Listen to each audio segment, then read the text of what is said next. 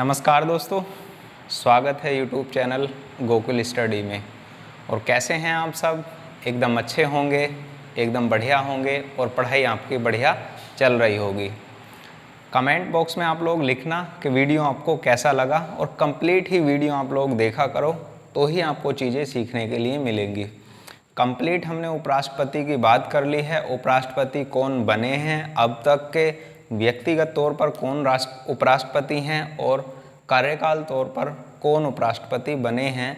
कुछ विवादित प्रश्न से कैसे कैसे सवाल बन सकते हैं उपराष्ट्रपति से, सभी की बहुत अच्छे से मैंने आपसे बात की है और उनको समझाने की आपको कोशिश की है।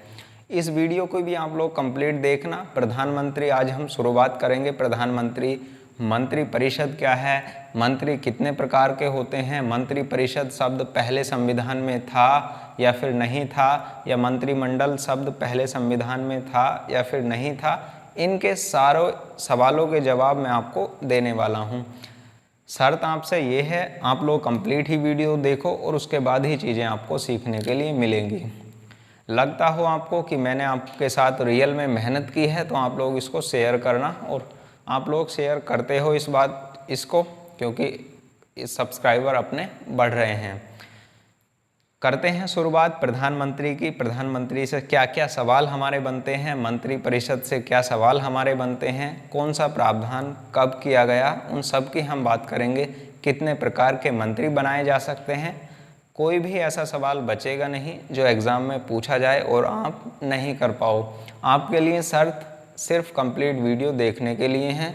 ये शर्त है कि आप लोग कंप्लीट वीडियो ही देखो, और आपको लगता है कोई क्वेश्चन पूछना है तो आप लोग कमेंट कर सकते हैं कमेंट बॉक्स में। करते हैं अपने टॉपिक की शुरुआत। अब हम बात करते हैं किसके संबंध में? अब हम बात करेंगे प्रधानमंत्री के संबंध में। क्या क्या प्रधानमंत्री से सवाल हमारे बनते हैं और क्या होता है प्रधानमंत्री, कौन होता है प्रधानमंत्री, उसकी हम बात करने वाले हैं। Prime minister. यदि हम बात करें तो आर्टिकल नंबर 74 से हम बात करते हैं। 74 से हम लोग पढ़ना शुरू करते हैं।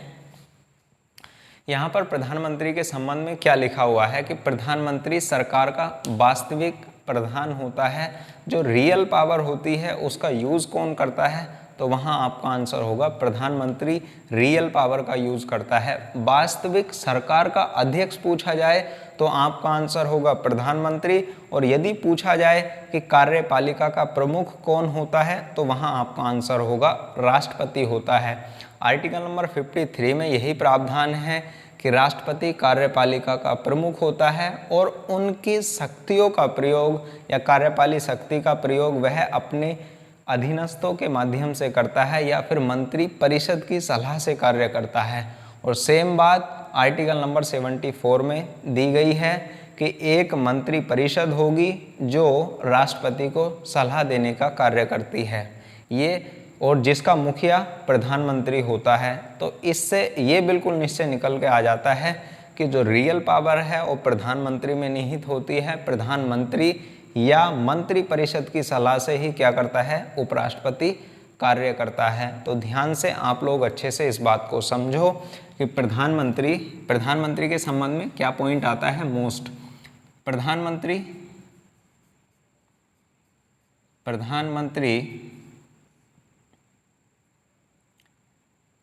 सरकार का वास्तविक प्रधान होता है। वास्तविक प्रधान होता है। और इसकी बात की जाए यहाँ पर कि रियल या फिर वास्तविक अध्यक्ष कौन होता है? वास्तविक शक्ति प्रधानमंत्री में निहित होती है, पीएम में निहित होती है। ये आप लोग अच्छे से समझो। अब बात करें हम आर्टिकल नंबर 74 में क्या प्रावधान किया गया है कि प्रधानमंत्री मंत्री परिषद का अध्यक्ष होता है, और मंत्री परिषद किस लिए बनाई जाती है उसको आप लोग यहाँ पर समझना। अब हम बात करें किसकी? आर्टिकल नंबर 74 क्या प्रावधान किया गया है 74 में। जब हम आर्टिकल 74 की बात करते हैं तो यहाँ पर प्रावधान देखने के लिए मिलता है इसके अनुसार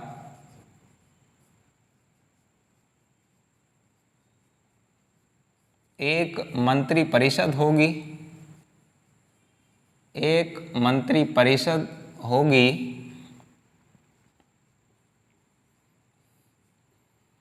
जिसका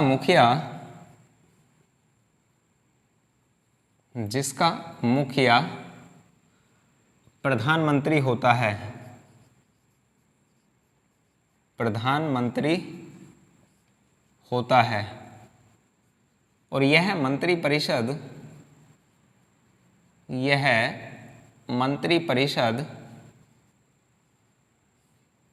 राष्ट्रपति को सलाह देने का कार्य करती है, सलाह देने का कार्य करती है। ये आप लोग अच्छे से इस बात को समझ गए होंगे कि आर्टिकल 53 में जो प्रावधान किया गया है कि संघ की कार्यपालिका शक्ति राष्ट्रपति में निहित होती है और वह कार्यपालिका शक्ति का प्रयोग अपने अधीनस्थों के माध्यम से करता है। और उस अधीनस्थ में कौन शामिल होता है, तो मंत्री परिषद उसमें शामिल होती है। और मंत्री परिषद का ही मुखिया कौन होता है, प्रधानमंत्री होता है। ये आर्टिकल नंबर 74 में प्रावधान किया गया है। और यदि हम बात करें कि मंत्री परिषद की सलाह मानने के लिए राष्ट्रपति बाध्य होगा या फिर नहीं होगा, तो 44वें संविधान संशोधन या फिर हम बात करें उससे पहले की, तो वहाँ पर राष्ट्रपति सलाह को मानने के लिए बाध्य होते थे। 42वें संविधान संशोधन से ये प्रावधान कर दिया गया था कि राष्ट्रपति को मंत्री परिषद की सलाह माननी ही होगी, उसके लिए राष्ट्रपति बाध्य होगा। परंतु जब बाद में सरकार मोरारजी देसाई की आई तो वहाँ पर क्या कर दिया गया, ये प्रावधान समाप्त करके 44वें संविधान संशोधन से हटाकर कि राष्ट्रपति सलाह को मानने के लिए बाध्य होंगे, उसके संबंध में ये प्रावधान कर दिया गया कि राष्ट्रपति एक बार सलाह को पुनर्विचार के लिए मंत्री परिषद के पास वापस भेज सकते हैं। तो ये प्रावधान यहाँ देखने के लिए मिलता है। तो इसको आप लोग समझो, राष्ट्रपति को सलाह देने का कार्य करती है। इसकी सलाह को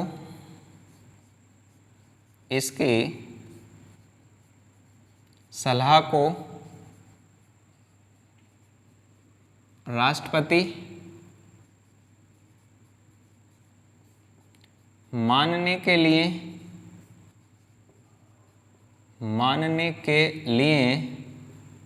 बाध्य होंगे। यह प्रावधान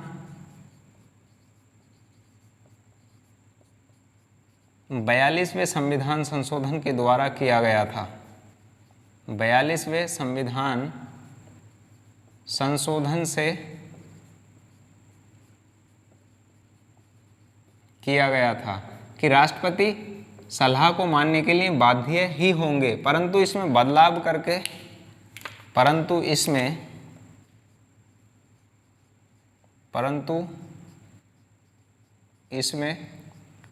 44वें संविधान संशोधन, ये तो आपको पता होगा कब किए गए हैं, तो मैं लिख देता हूँ। ये 1976 का है और ये 1978 का है, 1978 का।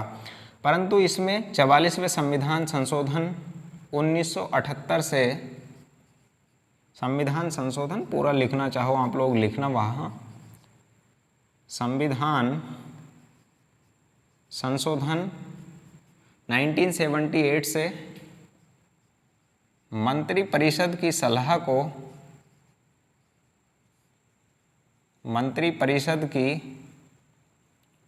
को राष्ट्रपति एक बार पुनर्विचार के लिए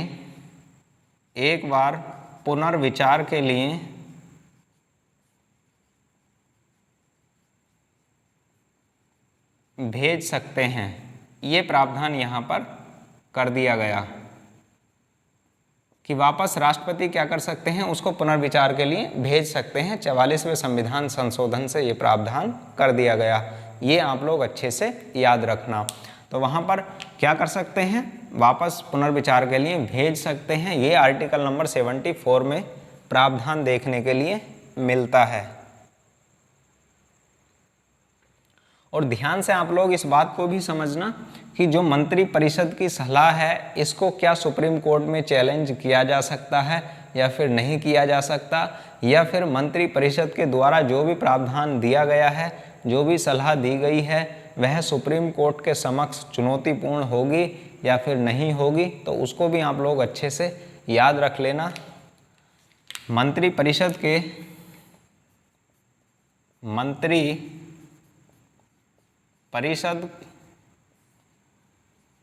के द्वारा दी गई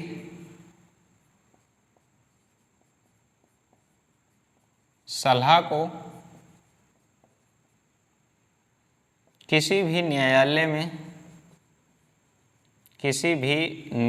में चुनौती नहीं दी जा सकती है या चुनौती नहीं दी जाती है।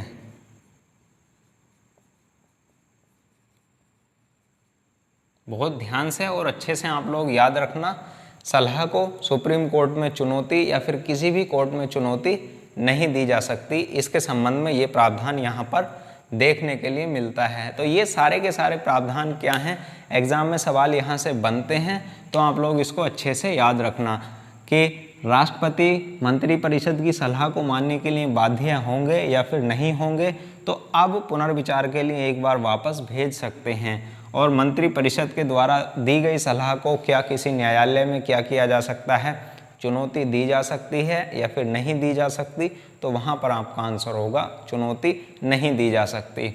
और प्रधानमंत्री, रियल पावर किसके पास होती है, प्रधानमंत्री, या वास्तविक प्रधान कौन होता है सरकार का, प्रधानमंत्री होता है। ये आप लोग अच्छे से याद रखना। और प्रधानमंत्री ही राष्ट्रपति के पास जो शक्तियां थी उनका अधिकतर प्रयोग प्रधानमंत्री के द्वारा ही किया जाता है। ये भी आप लोग अच्छे से याद रखना। इसका स्क्रीनशॉट लीजिए, फिर उसके बाद हम बात करते हैं प्रधानमंत्री की नियुक्ति के संबंध में कि प्रधानमंत्री को नियुक्त कैसे किया जाता है, उसकी हम बात करते हैं। स्क्रीनशॉट आप लोग लीजिए।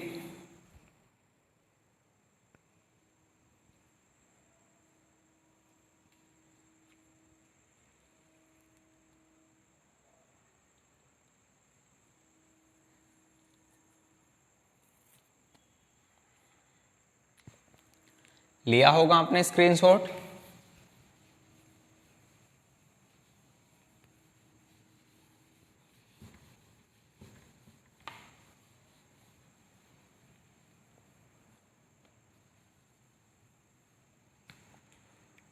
अब आर्टिकल 75 की हम बात करते हैं, 75 की, आर्टिकल 75। तो यहाँ पर क्या प्रावधान देखने के लिए मिलता है, विभिन्न मंत्रियों के उपबंध, मंत्रियों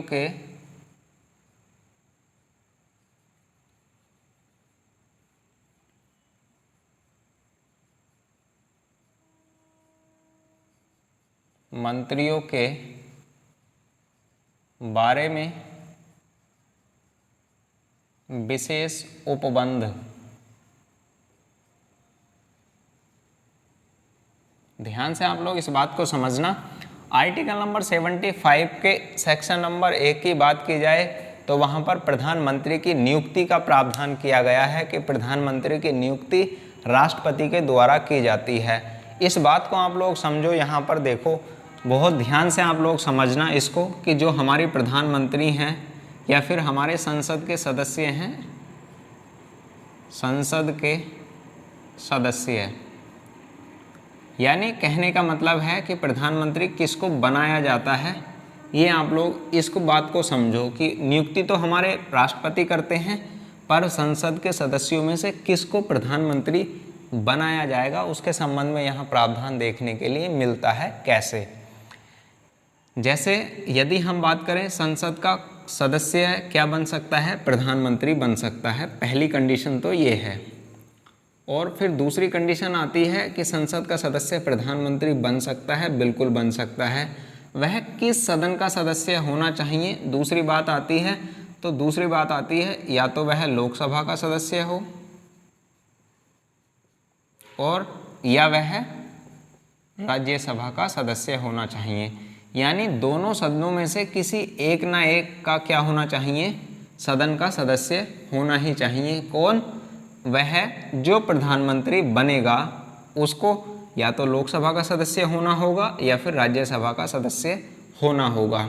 अब बात आती है कि ना तो वह प्रारंभ में लोकसभा का सदस्य है और ना ही वह राज्यसभा का सदस्य है, तो उसके संबंध में क्या वह प्रधानमंत्री बन सकता है या वह मंत्री बन सकता है या फिर नहीं बन सकता। तो इस बात को आप लोग याद रखना कि यदि वह ना तो लोकसभा का सदस्य है और ना ही राज्यसभा का सदस्य है तो वह मंत्री या फिर प्रधानमंत्री बन सकता है, बिल्कुल बन सकता है। उसकी कंडीशन क्या होती है, उसकी कंडीशन आप लोग यहाँ पर ध्यान से समझो। प्रधानमंत्री भी बन सकता है, वह मंत्री भी बन सकता है। अब उसको क्या करना होगा, उसके लिए कंडीशन क्या है, उसको 6 माह के अंदर 6 माह के भीतर किसी एक सदन का सदस्य होना आवश्यक होगा। यानी हम यहाँ पर बात करें कि 6 माह के अंदर वह क्या बन चुका है, प्रधानमंत्री बन चुका है और ना ही लोकसभा का सदस्य है और ना ही राज्यसभा का, तो उस कंडीशन में वह प्रधानमंत्री तो बन सकता है या मंत्री तो बन सकता है, पर उसको 6 माह के अंदर 6 माह के भीतर उसको क्या करना होगा, किसी भी एक सदन का सदस्य होना ही होगा।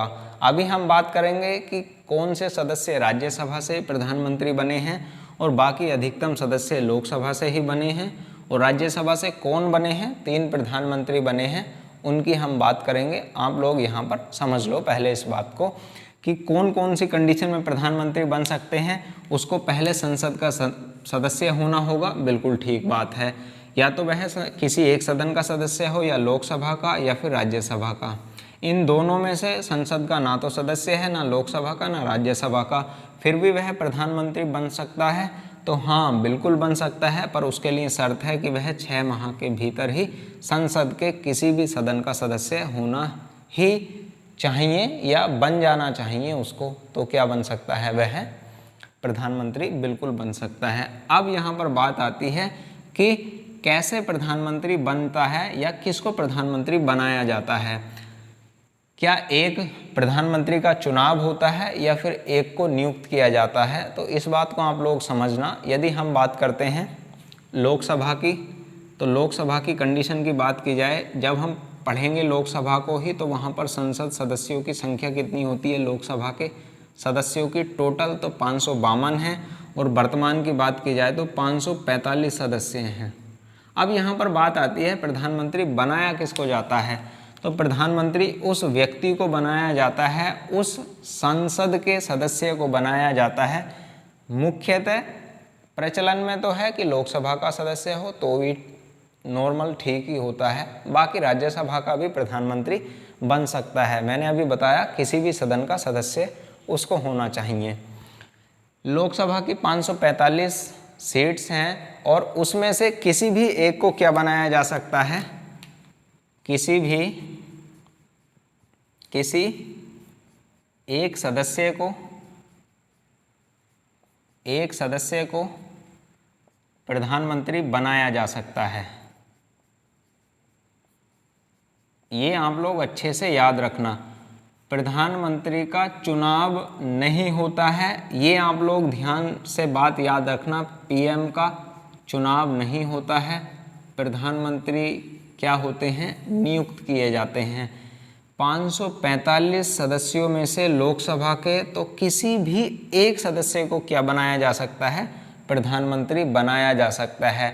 और प्रधानमंत्री राष्ट्रपति नियुक्त करते हैं, प्रधानमंत्री राष्ट्रपति के द्वारा नियुक्त किया जाता है और उस व्यक्ति को नियुक्त किया जाता है जिस व्यक्ति के पास लोकसभा में बहुमत हो। उस बहुमत दल के नेता को किसी भी एक नेता को प्रधानमंत्री बनाया जा सकता है। यदि किसी दल की हम बात करें तो उसमें से उस दल का मुखिया किसी भी एक सदस्य का नाम प्रधानमंत्री के लिए घोषित कर सकते हैं। ये भी आप लोग अच्छे से याद रखना। उस दल का मुखिया जिसको चाहेगा वह प्रधानमंत्री बन सकता है, ये आप लोग ध्यान से याद रखना। तो वहाँ पर प्रधानमंत्री की नियुक्ति कौन करते हैं? राष्ट्रपति करते हैं। अब हम क्या करते हैं, देखो आपको लिखना किस तरीके से है। मंत्रियों के बारे में विशेष उपबंध में संसद के सदस्य होना चाहिए, पहली, या तो लोकसभा का सदस्य हो या राज्यसभा का। दूसरी कंडीशन है वह 6 माह के भीतर सदस्य बन जाना चाहिए, यदि नहीं है तो। उसके बाद लोकसभा में से प्रधानमंत्री की क्या होती है? नियुक्ति की जाती है। पीएम का चुनाव नहीं होता, उसकी क्या की जाती है? नियुक्ति की जाती है। और किसी भी लोकसभा के सदस्यों में से या फिर राज्यसभा के सदस्यों में से क्या बनाया जा सकता है? 245 सदस्यों में से क्या बनाया जा सकता है? किसी एक को प्रधानमंत्री, या फिर लोकसभा के सदस्यों में से किसी एक को प्रधानमंत्री बनाया जा सकता है। तो ये सारे के सारे प्रावधान इस तरीके से आपको लिखने हैं जैसे मैंने आपको समझाया है। फिर हम बात करते हैं आर्टिकल 75 के 1 में कि क्या लिखा हुआ है। तो इसमें लिखा हुआ है कि राष्ट्रपति प्रधानमंत्री की नियुक्ति करते हैं, और कैसे नियुक्ति करते हैं ये मैंने आपको समझाने की कोशिश की है। यदि आपको समझ में नहीं आए तो वापस से आप लोग रिवाइज करके इसको देख सकते हैं। तो इतने का आप लोग पहले स्क्रीनशॉट ले लो जो मैंने आपको समझाया है। फिर उसके बाद मैं लिखता हूँ यहाँ पर किसकी कंडीशन के लिए, तो मैं लिख देता हूँ यहाँ पहले आर्टिकल नंबर 75 के 1 में क्या लिखा हुआ है, ये आप लोग अच्छे से याद रखना। प्रधानमंत्री की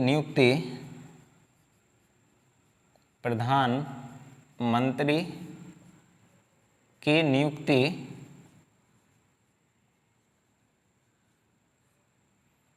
राष्ट्रपति के द्वारा की जाती है। राष्ट्रपति के द्वारा की जाती है। ये आप लोग ध्यान से याद रखना, यहाँ पर ये प्रावधान देखने के लिए मिलता है। तो स्क्रीनशॉट आप लोग लीजिए इसका, फिर हम बात करते हैं नेक्स्ट की।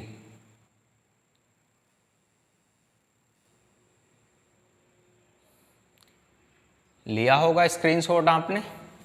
तो वहाँ पर अब हम बात करते हैं किसके संबंध में, कि किसको प्रधानमंत्री बनाया जाएगा, उसको मैं लिख देता हूँ यहाँ पर। ये आप लोग थोड़ा सा ध्यान रखना।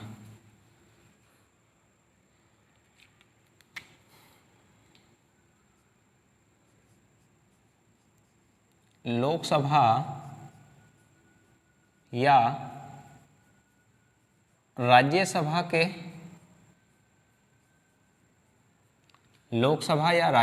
के किसी एक सदस्य को प्रधानमंत्री नियुक्त किया जाता है।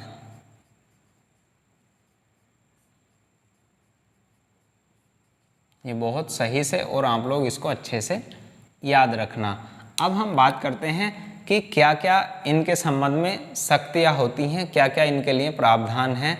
अब हम बात करते हैं अन्य मंत्रियों के संबंध में क्या क्या प्रावधान राष्ट्रपति को देखने के लिए मिलते हैं। अन्य मंत्रियों की बात की जाए तो उनका प्रावधान किस प्रकार है उसको भी आप लोग समझना। यहाँ अन्य मंत्रियों की बारे में, तो यहाँ लिखना आपको अन्य मंत्रियों के बारे में उपबंध। अन्य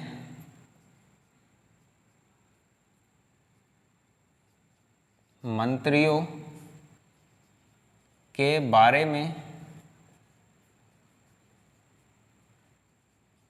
उपबंध, यानी क्या क्या दिए गए हैं अन्य मंत्रियों के बारे में प्रावधान। तो अन्य मंत्रियों की बात हम करें तो वहाँ पर क्या प्रावधान देखने के लिए मिलता है। पहली, शेष मंत्रियों की या अन्य मंत्रियों की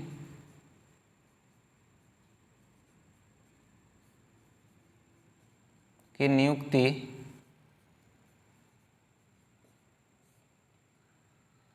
प्रधानमंत्री की सलाह से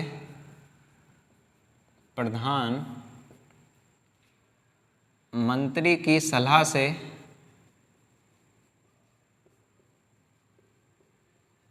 राष्ट्रपति के द्वारा की जाती है। राष्ट्रपति के द्वारा की जाती है। यानी यहाँ पर हम बात करें कि प्रधानमंत्री जिसे चाहें और अन्य मंत्रियों में शामिल कर सकते हैं। प्रधानमंत्री की सलाह से ही राष्ट्रपति अन्य मंत्रियों की नियुक्ति करते हैं। ये आप लोग अच्छे से याद रखना। अन्य मंत्रियों की नियुक्ति प्रधानमंत्री की सलाह से राष्ट्रपति के द्वारा की जाती है। अब हम बात करते हैं इनके अधिकार क्या क्या होते हैं। जैसे कोई एक मंत्री होता है वो किसके प्रति जिम्मेदार होता है, या फिर प्रधानमंत्री किसके प्रति जिम्मेदार होता है, उन सब की हम बात करते हैं।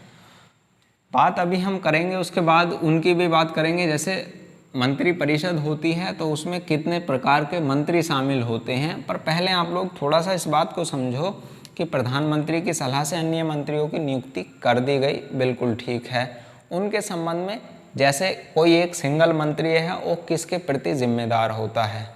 मंत्रियों के प्रकार की भी हम बात करेंगे, पर पहले हम बात करते हैं कि मंत्री व्यक्तिगत रूप से किसके प्रति जिम्मेदार होता है और सामूहिक रूप से किसके प्रति जिम्मेदार होता है, उनकी हम बात करते हैं। फिर मैं आपको उनके नाम बता दूंगा जो राज्यसभा से प्रधानमंत्री बने हैं, और उनके नाम मैं आपको बता दूंगा जो लोकसभा से तो अधिकतम सारे ही बने हैं, पर कौन से राज्यसभा से सदस्य होते हुए प्रधानमंत्री बने हैं उनके नाम मैं आपको बता दूंगा।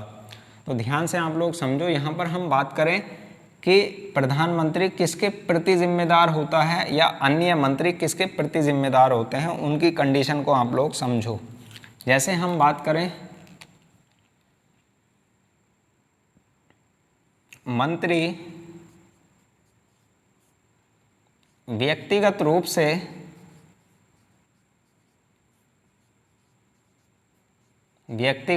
से किसके प्रति जिम्मेदार होता है, ये पूछ लिया जाए और ऐसे ही सवाल आता है एग्जाम में, बिल्कुल जैसा आपके सामने लिखा है कि मंत्री किसके प्रति जिम्मेदार होता है, ये आप लोग ध्यान से समझो। तो मंत्री व्यक्तिगत रूप से किसके प्रति जिम्मेदार होता है, ऐसा सवाल बनता है। और दूसरे सवाल की मैं बात करूं, मंत्री सामूहिक रूप से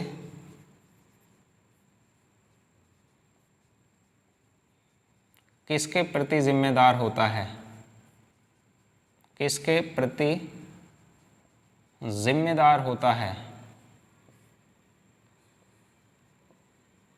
ये सवाल बनता है। तो ये पहले ऊपर वाली लाइन की मैं बात करूं, ये कहाँ पर लिखा हुआ है, तो आर्टिकल नंबर 75 का सेक्शन 2 है, और ये आर्टिकल 75 के 3 में लिखा हुआ है।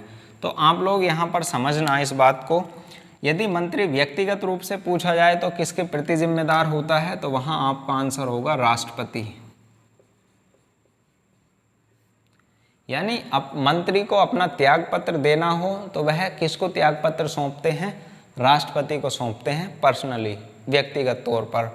अब बात करें हम यहाँ पर सामूहिक रूप में मंत्री किसके प्रति जिम्मेदार होते हैं, ओवरऑल सारी टोटल जो रेस्पॉन्सिबिलिटी है वो सामूहिक रूप से किसके प्रति जिम्मेदार है, मंत्री। तो वहाँ पर आंसर होगा लोकसभा के प्रति जिम्मेदार होता है, लोकसभा के प्रति क्या होता है, जिम्मेदार सामूहिक रूप से मंत्री होता है। बहुत मोस्ट सवाल हैं, स्टार बना के आप लोग इनको इम्पोर्टेंट करके लिखना, एग्जाम में पूछते हैं इन सवालों को, बढ़िया से याद आप लोग रखना। व्यक्तिगत तौर पर और किसकी बात करें हम, सामूहिक तौर पर किसके प्रति जिम्मेदार होते हैं, लोकसभा के। अब बात की जाए यहाँ पर तो इनकी नियुक्ति कौन करते हैं मंत्रियों की, तो वहाँ पर प्रधानमंत्री के सलाह से राष्ट्रपति के द्वारा की जाती है। अब बात करते हैं हम कि त्यागपत्र मंत्री यदि त्यागपत्र देना चाहता है तो किसको देगा, ये मैंने आपको अभी बताया, वो राष्ट्रपति को ही त्याग पत्र सौंपते हैं। ये भी आप लोग इस बात को याद रखना। यदि किसी मंत्री को त्याग पत्र देना है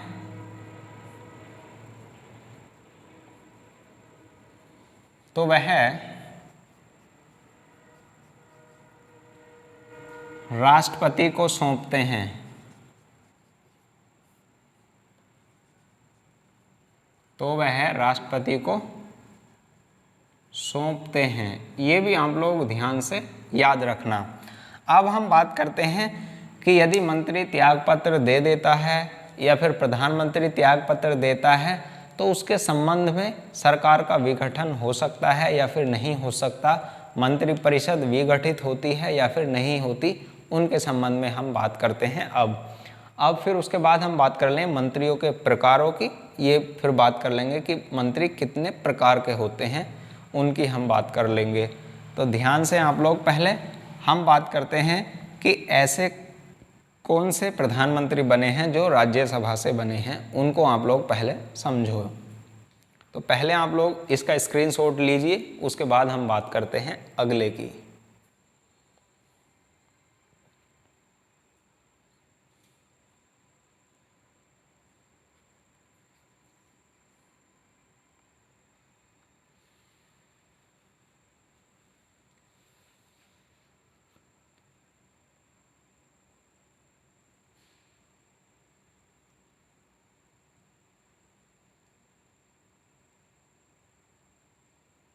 लिया होगा आपने स्क्रीनशॉट।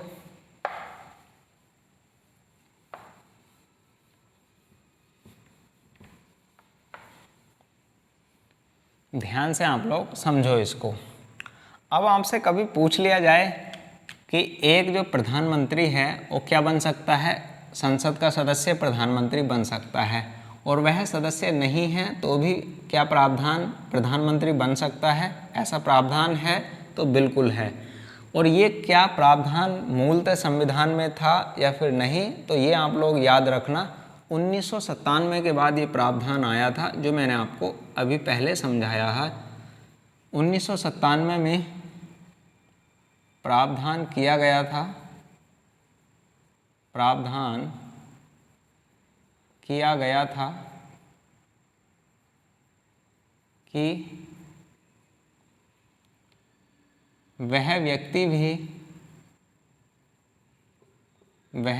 भी प्रधानमंत्री बन सकता है जो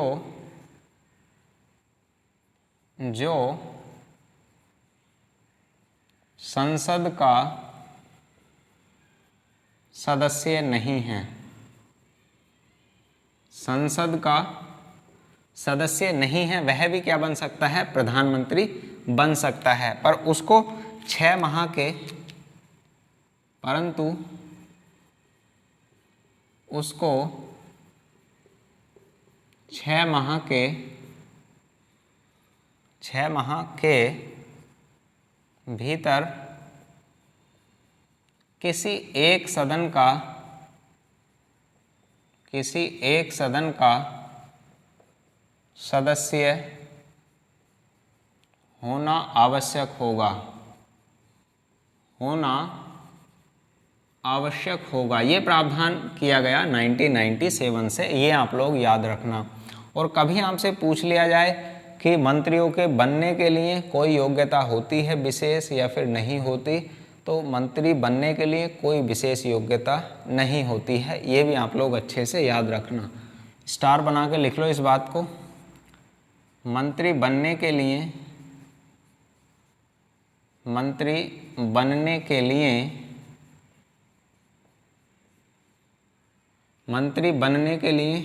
कोई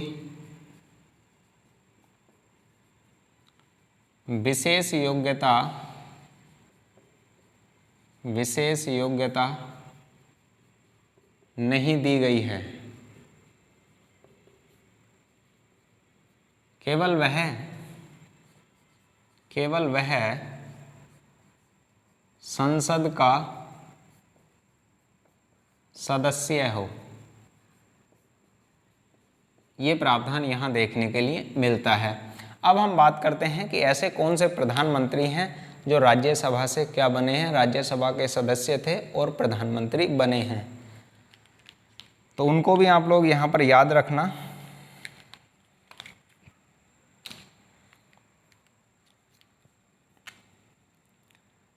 ऐसे प्रधानमंत्री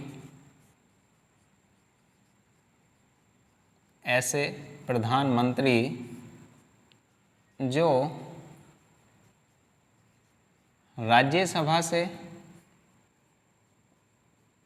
प्रधानमंत्री बने हैं, पीएम बने हैं, उनके नाम हैं। सबसे पहला नाम है इंदिरा गांधी का।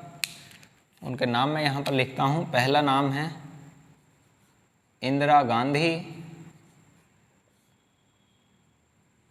और दूसरे की मैं बात करूँ यहाँ पर HD देवगौड़ा साहब। और उसके बाद में बात करूं यहाँ पर तीसरे की, तो तीसरे हैं मनमोहन सिंह। मनमोहन सिंह, डॉक्टर मनमोहन सिंह। अब हम बात करेंगे कब से कब बने हैं, कब प्रधानमंत्री बने थे, उनकी हम बात करते हैं। तो उनको आप लोग यहाँ पर देख लो, ये कब कब बने हैं। 1966 1966 में, 1996 में, 1966 ये बने हैं 1996 में। और ये कब बने हैं, 2004 में प्रधानमंत्री बने और 2009 में प्रधानमंत्री बने। ये भी आप लोग याद रखना। इंदिरा गांधी हैं, इंदिरा गांधी ये लिख लो आप, इंदिरा गांधी, HD देवगौड़ा साहब और मनमोहन सिंह। ये क्या बने हैं, ऐसे प्रधानमंत्री हैं जो कहाँ से बने हैं, राज्यसभा के सदस्य रहते हुए क्या बने हैं, प्रधानमंत्री बने हैं। ये भी आप लोग अच्छे से याद रख लेना आप लोग। तो कौन से प्रधानमंत्री हैं, ऐसे 3 प्रधानमंत्री हैं जो राज्यसभा से बने हैं, तो उनको भी आप लोग अच्छे से याद रख सकते हैं। अब हम बात करते हैं, पहले आप लोग स्क्रीनशॉट लीजिए, फिर उसके बाद हम नेक्स्ट की बात करते हैं क्या प्रावधान इनके संबंध में है।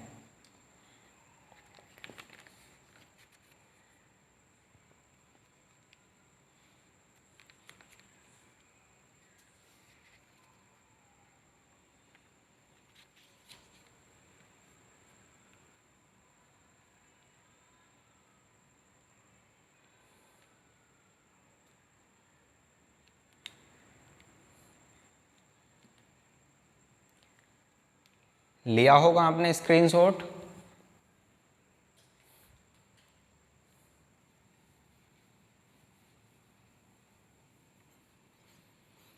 आपको लगता हो कि काफ़ी मैंने आपके साथ मेहनत की है, तो आप लोग इसको शेयर कर देना, क्योंकि हम लोग कोई भी एक्स्ट्रा बात नहीं करते। जब एक बार हमारा अपना टॉपिक स्टार्ट हो जाता है तो उसके बाद हम कोई भी एक्स्ट्रा बात नहीं करते हैं, आपने देखा होगा। क्योंकि बाद में जो लोग देखेंगे तो उनको ऐसा नहीं होगा कि बीच बीच में बात भी की है। एक बार हमने टॉपिक पर बात करना शुरू कर दिया तो कंप्लीट उस पर ही हम लोग बात करते हैं।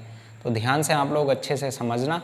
अब हम बात करते हैं मंत्री परिषद में मंत्री कितने प्रकार के होते हैं, या फिर पहले मैं आपको ये बता देता हूँ कितने % मंत्री बन सकते हैं, फिर उसके बाद मैं आपको बता दूँगा कैबिनेट मंत्री और राज्य मंत्री ये किस प्रकार के मंत्री हैं और इनका कार्य क्या क्या है। तो इस बात को आप लोग पहले याद रखो कि मंत्री कितने % बन सकते हैं।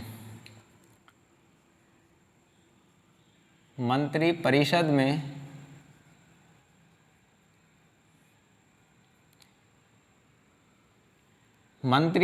में और मंत्रिमंडल में क्या अंतर होता है उसको भी मैं आप लोगों को समझाऊंगा। बट एक बार आप लोग इस बात को समझ लो, इतना सा आप लोग याद रखो कि मंत्री परिषद में मंत्रियों की संख्या कितनी होती है, ये आपसे पूछ लिया जाए तो उसका जवाब आपका क्या होगा। मंत्रिपरिषद क्या है, मंत्रिमंडल क्या है, कंप्लीट मैं समझाऊंगा, बिल्कुल आप लोग परेशान मत होना। पर एग्जाम में सवाल आपसे पूछ लिया जाए कि मंत्री परिषद में मंत्रियों की संख्या कितनी होती है, तो ये आप लोग याद रखना। 91वें संविधान संशोधन 2003 से प्रावधान किया गया कि मंत्रियों की संख्या कुल सदस्य संख्या का 15% से अधिक नहीं हो सकती। लोकसभा के कुल सदस्य संख्या का 15% से अधिक नहीं हो सकती। ये भी आप लोग यहाँ पर याद रख लेना। ऐसे ही वहाँ पर सवाल पूछता है आपसे कि मंत्रिपरिषद में मंत्रियों की संख्या कितनी होती है, तो 2091 संविधान संशोधन 91वें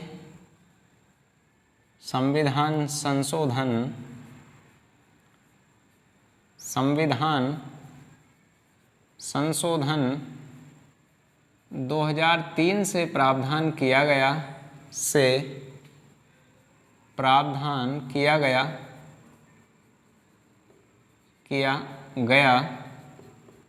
कि मंत्रियों की संख्या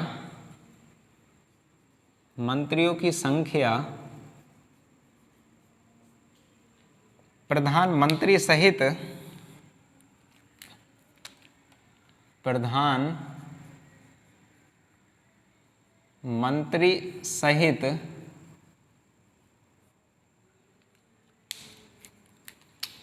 15% से अधिक नहीं हो सकती है। ये प्रावधान वहां पर किया गया।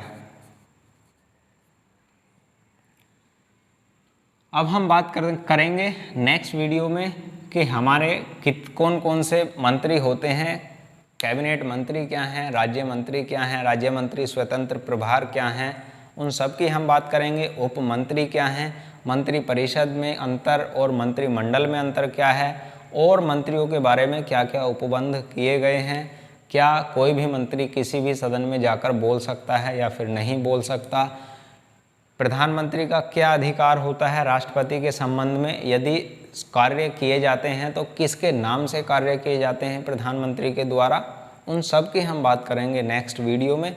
तो आप लोगों को पसंद आया हो तो इसको आप लोग लाइक करना और आप लोग शेयर करना, और पढ़ाई आपको करनी है, लाइक आप लोग कर दो, बाकी पढ़ाई आपको करनी है। ये आपके लिए शर्त भी मान लो आप लोग, या फिर आपके लिए जो भी आपका अचीवमेंट है, जिसके लिए आप तैयारी कर रहे हो, उसके लिए आप लोग लक्ष्य मानकर आप लोग पढ़ो। पढ़ाई तो आपको करनी ही पड़ेगी, चाहे मुझसे या फिर किसी और से, पढ़ना ही आपको पड़ेगा।